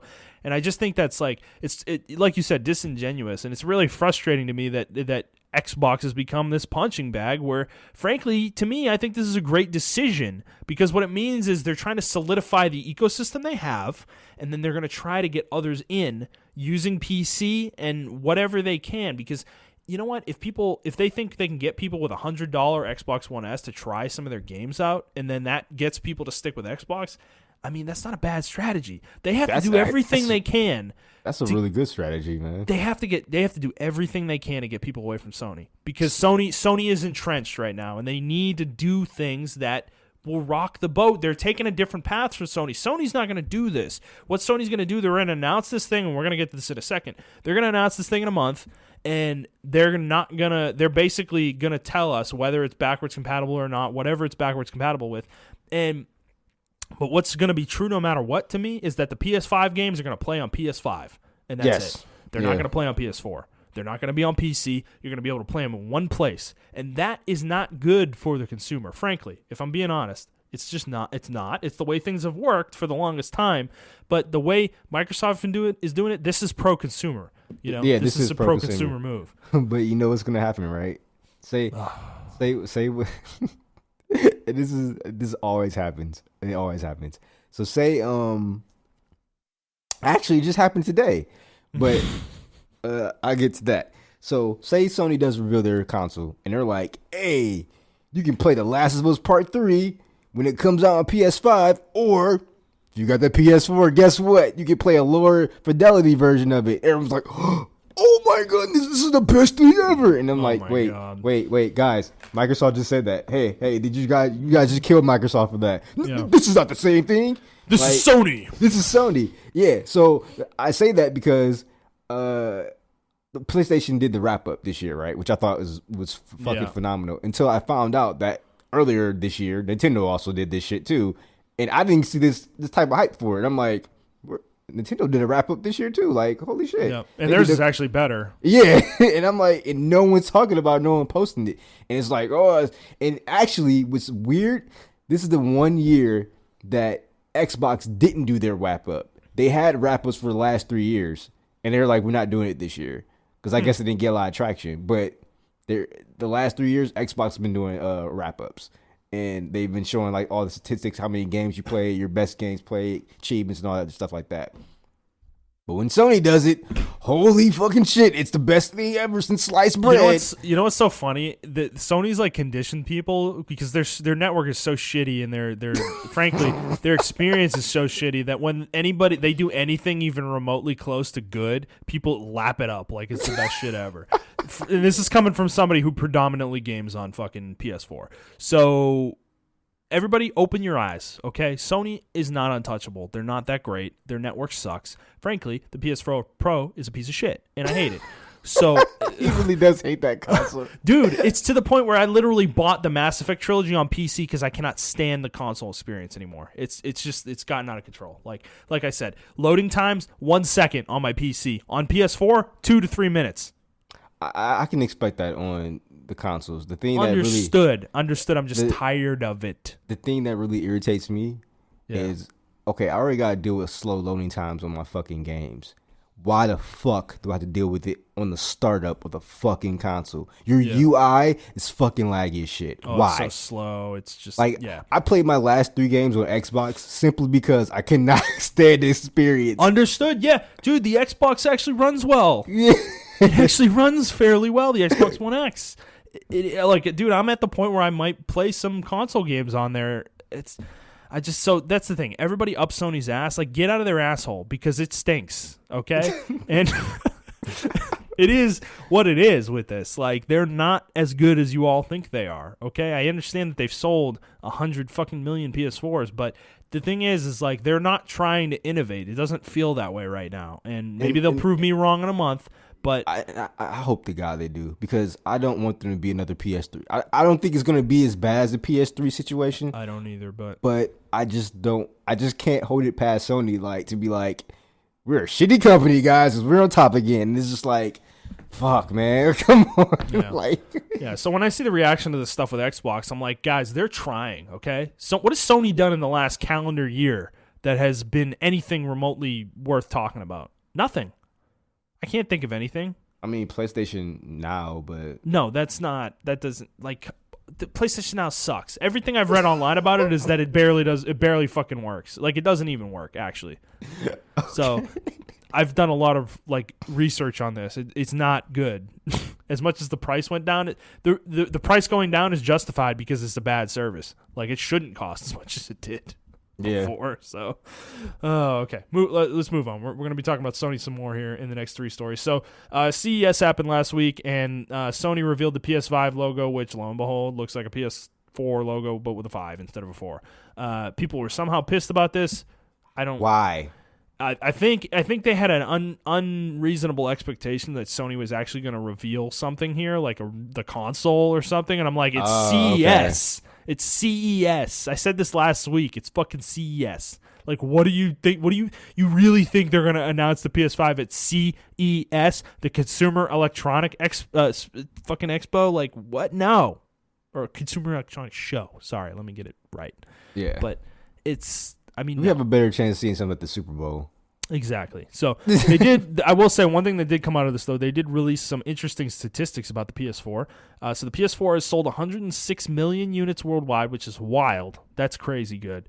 It's sold 1.15 billion PS4 games have been sold. That is insane. That is a 10 to 1 attach rate, basically. So 10 games per console sold. That is a really high attach rate. 5 million PSVR units sold, much to Montrell's chagrin. That's actually pretty impressive. Whatever. I fucking hate that shit. 103 million active users, whatever that means. I mean, what they mean by active, I don't know. It's probably, have you turned your PlayStation on in the last week or whatever. 38.8 million PS Plus subscribers. So that's a pretty impressive number. That means about a third of the player base is a PS Plus subscriber. Given the fact that you need it for online play, not surprising, but still, it's an impressive number nonetheless. So those are some interesting statistics. Honestly, the amount of consoles sold is the most impressive there, 106 million. Like I said before, I think this thing will end around 115, 120 probably. It's just sad they couldn't keep up their PlayStation View, because you would think that would be really successful. It's unfortunate. I think they should have I think they should have positioned it as a part of a bundle. Like I've said this before with PS Plus and PS Now. Like, I think that would have been a really smart idea, but or really position it for the PS5 launch to be a core service of the console, you know? Yeah, yeah. But alas, didn't work out. It's going to be closing in a couple weeks. So next story. These next two are really important here. So they're pretty much linked. So the first one is that Sony has announced that they are skipping E3 again. They're not going to the show this year. And then the second one is that there is a lot of rumors right now that they are going to be having a PlayStation event in early February, which a lot of people are speculating is going to be the reveal of the console. So these two things are linked to me. I'm surprised they're not going to E3. I believe they were going to go after skipping last year. But when you think about it, it does kind of make sense. But I think it's a poor strategic move on their part. And I guess we'll get into that more in a second. Okay. How do you feel, I guess, about you. them? Okay. How do you feel about that? I think it makes perfect sense. Honestly, I was one of the people that did tune into Sony's. They had the better press conferences, even though the last two, well, not last year, but the year before last, I believe, pretty weak. And then 2016 was really good, though, I think. If I'm 2016 recalling. was the last really good show. Yeah. 2017 was all right. Yep. And I don't remember 2018's, but I know 2018 was the one where they showed only 4 games, and they had all those weird so live. it was really weak. Yeah. But I feel like, because we talked about it earlier, I feel like their state of nows, or their state of plays rather, are going to get better. And because I was on the opposite side of that, right? I was like, oh, this is going to be really trash. But I feel like I thought about it when that Resident Evil 3 remake leak happened. It would have, if it didn't have happened, that would have made that PlayStation state of play really better. It would have made it a lot better, and I'm like, I would have been really hyped for that state of play. Right. I feel like going forward, they're going to do the same thing now. They're just going to do state of plays, and like Nintendo kind of did with Directs, and they're just going to get really better at it. And I think towards the end of the year, state of plays will be at the same level, or if not almost there. Second to Directs. People are going to be just excited for Directs as they are at state of plays. Also, I feel like skipping out on E3 makes perfect sense because not only do you not have to worry about backlash because of the whole E3 shot themselves in the foot anyway. I feel like if the whole controversial thing didn't happen last year with the leaking of people's information, of media addresses and email addresses and stuff. Yeah, this would have been a foolish move for them not to do it. But I feel like this is such a scapegoat for them that it's perfect. I would if I was a corporate leader, I would take the cop out too. Like, man, we have to spend money on this. All right, we're not going, and we can use that as a scapegoat because people are already online saying, well, they leaked all their information. E3's a joke now. Blah blah blah blah blah. So I think it's perfect. And then you're gonna have your own event next month. You don't need E3. Like, you're big enough now where your platforms don't really need it. Only people that can pretty much use it now are publishers to show off their games, and maybe Xbox. But Xbox doesn't need it. I mean, I still think they need it because I disagree with that. I think Xbox needs it more than anybody. Yeah, that's what I'm saying. And this is why I think it's a strategic mistake, though, because, okay, let's assume that they're going to announce the console next month, right? They're going to do this big blowout where they're going to show the device. They're going to talk about it the way they did the PS4 back in 2013. Same kind of event, but this time, instead of what they did there, they're actually going to show games at this one, and they're going to show launch games, and they're going to detail what some of the studios have been working on and what games we can expect in the next half year to a year. And okay, what if you do that? You blow your entire load here in February. We've still got 10 months or 9 months until the console comes out. Yeah. What are you going to do in that entire lead up? You're going to blow your load in fucking February? Or, okay, maybe you don't blow your load in February. So when are you going to announce your games? You're going to do a state of play, which those have not been very well received up to this point. And I mean, frankly, I understand that, but they can get better. They can, but what if they don't? Nintendo was the exact same way, my brother. What if they don't, though? Then I will be wrong. And, if you're not gonna do state of play, where then? Okay, you got TGS, Gamescom, and Paris Games Week. You're not doing it at those. Well, yeah, I mean, I obviously it's a huge risk. That's the risk versus reward, right? You gotta invest in yourself, and I think they're going to invest in their state of play to make it a lot better. And you're seeding the stage to Microsoft too, dude. Again, I don't think they are. I think people.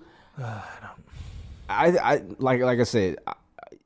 Microsoft does need E3 because they need to get all the help they can. I mean, honestly, 2013 was really bad for them. I didn't think it was that bad, but I mean, it's really, really bad for them. It's still having cascading effects. Yeah, it still has a cascading effect on it. So they need all the help they can get. PlayStation, on the other hand, unfortunately, they're on top.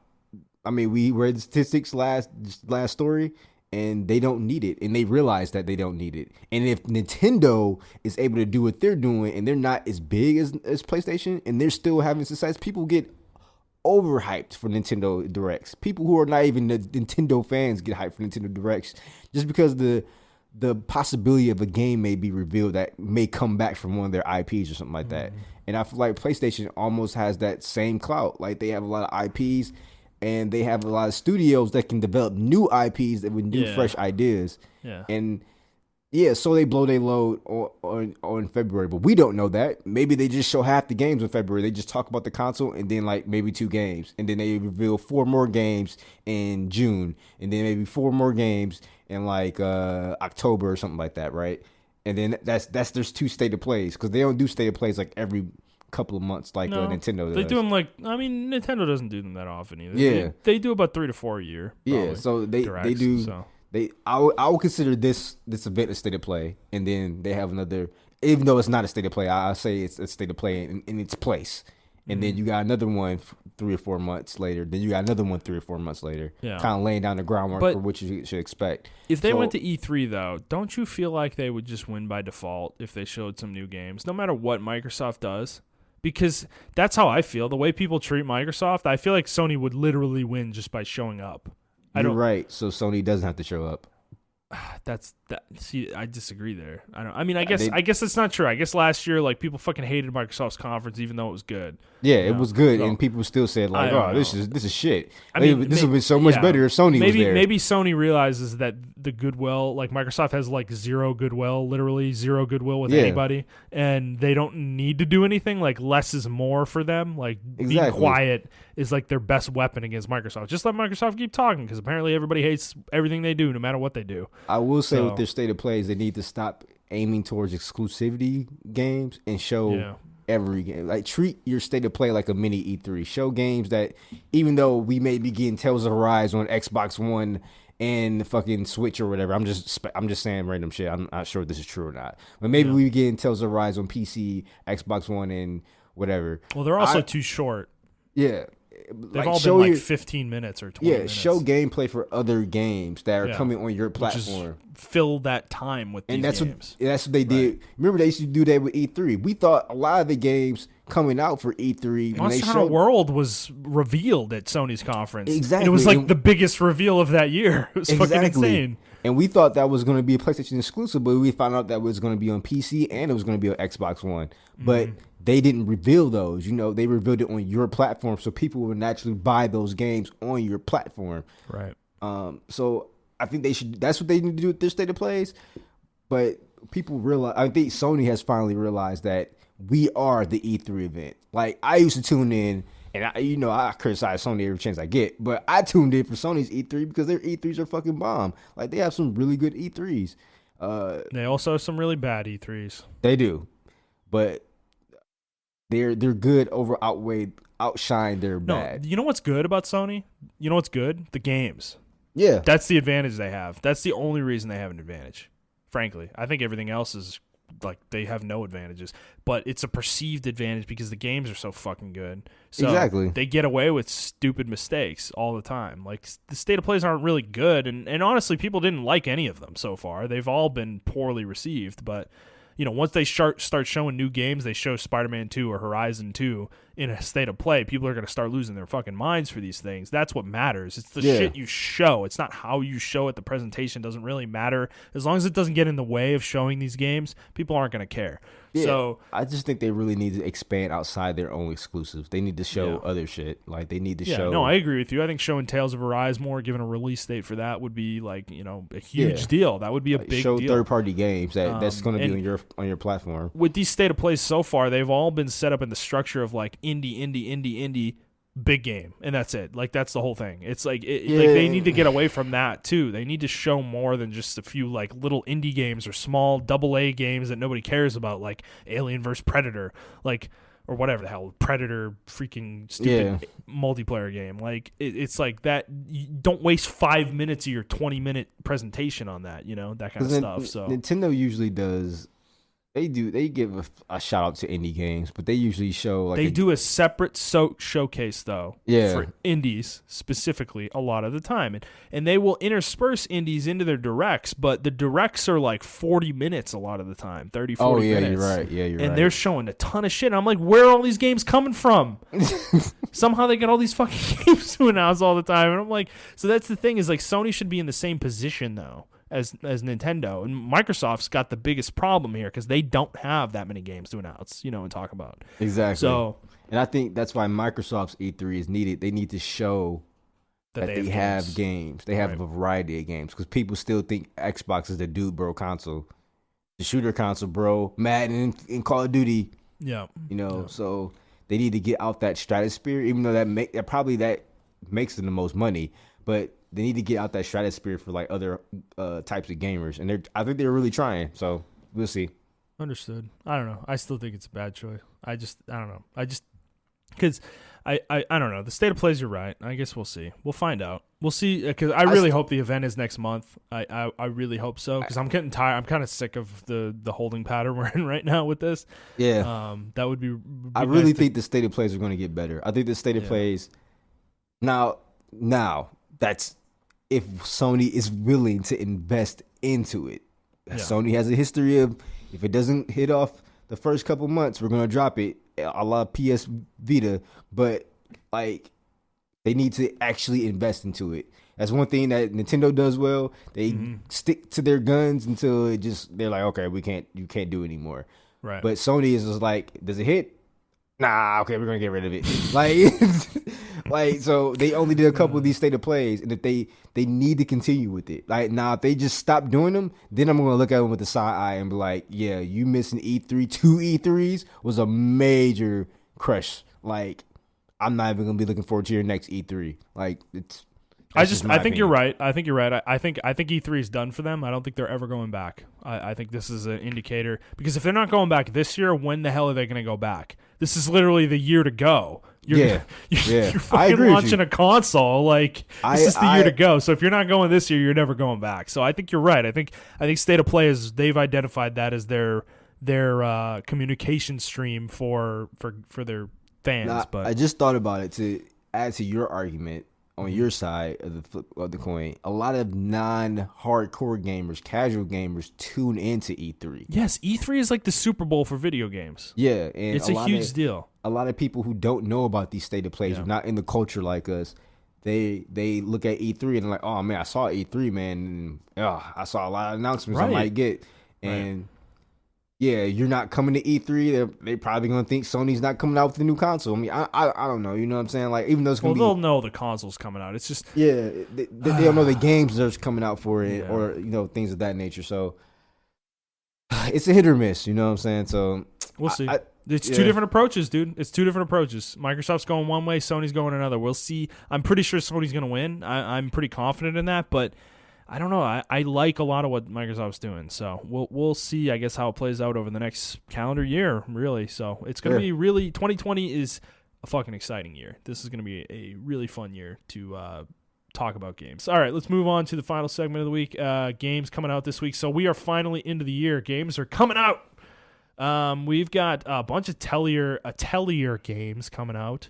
Tokyo Mirage Session FE Encore is coming to Nintendo Switch. That's a interesting one that I felt like was never coming to Wii U. Then it came out, and then nobody played it because nobody had a Wii U, and now it's coming to Switch. So I don't know. I guess everybody be happy about that. And then Montrell's favorite game, Dragon Ball Z Kakarot. Oh my god! I will say the game looks pretty cool. The game looks pretty cool, but I haven't watched any videos yet. But once it comes out, I'm gonna start checking out some gameplay and see if I want to pick this up. I've been watching some gameplay videos, and it looks pretty good. It's just like it's still the same thing for me. So I'll probably get it at a discount, like maybe Black Friday or something like that. But I'm not gonna rush out and buy it. Well, have you seen so what's like the progression look like in this game? Is there actually a progression system in there, or is it is an actual RPG game, or is it? So it's not just numbers for the sake of numbers, like. That's the thing, though. The combat system's still looks like Xenoverse and whatnot. Xenoverse crossed with Budokai. Yeah. I'm not Budokai, but Tenkaichi. Tenkaichi. And what's the difference between a game where you have a health bar but there's numbers under the health bar versus a game that just has a health bar? Is there really a difference there?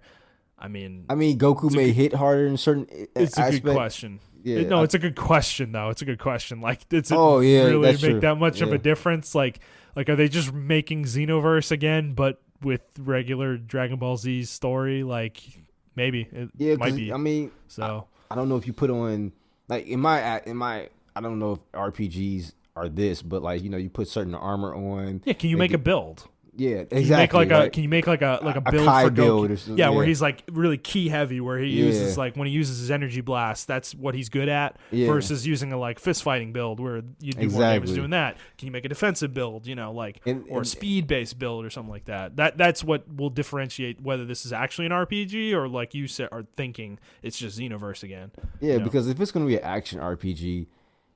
It looks like they're trying to set up like you will have party members and stuff like that, but it's like, can I build Krillin the way I want to build him? I mean, he's gonna die within the story, so can I make Krillin like a support character? Yeah, like he's gonna. If I choose Yamcha as my main support character, can I take Yamcha to fucking Namek with me? Like, because he's not in the Namek story, so can I still do that? You know what I'm saying? Like, it's still stuff like that makes it feel like it's still Xenoverse on.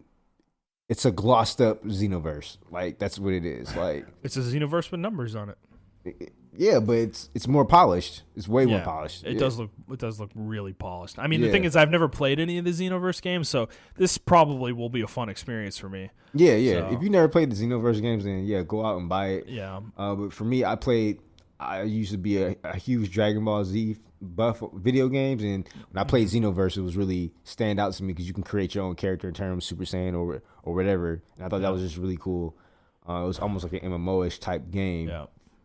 But this game, that's why I love Xenoverse, because it did something new, right? It just turned the series on its head. Like, you can go back and play in classic stories, insert yourself in there, and there's a reason why you're there, because you're one of the time traveling squad. Right. So you can play these iconic battles and everything of that nature.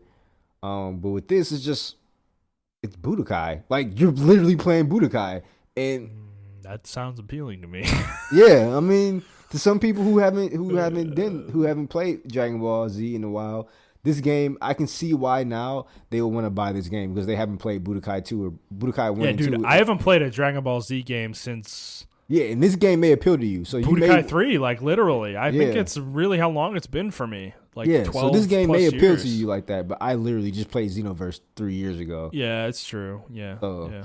I almost bought Xenoverse too, but I didn't do it. And it's a good game. Maybe it's to my benefit though. I'll play this. Yeah, like it a lot, because dude, I love Dragon Ball Z's story. So going through it again in a more I'm looking deliberate at way, it could be really fun. So I don't know. I'm thinking about buying this, but I'm looking at the stories and I'm like, just from the gameplay they were showing, like I'm still getting goosebumps from that. Like I'm like, man, I remember I was watching a cartoon and that happened. Yeah. Like I remember like almost. So they gotta have mini games like this too, like Budokai did. When you were holding Raditz and you gotta move the sticks. Oh yeah. So you get do the special beam cannon. You have them in place. Like that was so cool for me. Like I don't know if this game would capture moments like that for newer gamers who didn't play Budokai, but like I don't think this is for people like me. I think it's for people I think it's for people who didn't play Budokai or who didn't play Dragon Ball Z games and they want to experience that same level of excitement that we got from Budokai. So that's why I would be skipping out on the game. I think it's more open world than that though. Like at least with this, there's gonna be side quests. You're gonna be able to go run around and do whatever bullshit you want, which I think is appealing in a Dragon Ball Z game. Because that's part of the fun of the Dragon Ball Z universe is those stupid like filler episodes where they're not doing anything relevant to the plot whatsoever. Those are actually really fun episodes a lot of the time. So I think that's another thing is getting to spend time with these characters outside of the regular plot of Dragon Ball Z could actually be pretty appealing. So I don't know. Depending on how they write it and everything of that nature, it could be really good. I'm thinking about it. I'm not sure I'm going to get it. Like I said, I'm going to watch some videos. I'm in Mass Effect's. I'm deep in Mass Effect's balls right now. But, maybe I'll come out briefly, take a breath of air, and play maybe play some Dragon Ball Z. I just don't know. I got to see videos and kind of break down the gameplay and see what the progression's all about. So, all right. Any other games sticking out to you this week? Not in particular. Nah. I mean it is pretty light outside of Dragon Ball Z. There's really not a lot this week. But we will start ramping up soon. All right, guys, that's going to be it for us. If you like this show, please like the show. Review the show and subscribe to the show on whatever feed you are listening to it on, and please share it with your friends. We are looking to grow the show. If you'd like to interact with either of us on Twitter, you can do so at iTrap4the for Montrell. That is the number 4, not the word. I am at Thundernut01, and the show is at The Player's Take. If you'd like to send us a question, you can do so on Twitter, or you can send us an email to theplayerstake01@gmail.com.